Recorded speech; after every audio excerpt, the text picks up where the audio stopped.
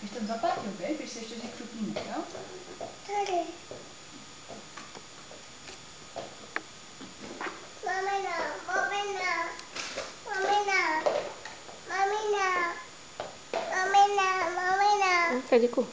A co teď budeme papat Krištůfek, když jsi mu to sněd? Mamina. Běž to dát Krištůfkovi zpátky. Běž mu to dát.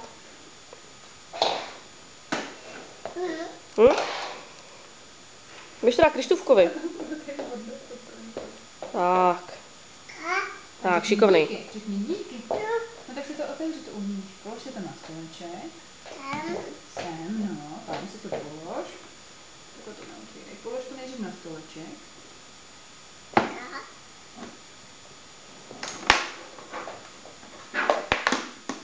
Jo, pojď, to zadělal.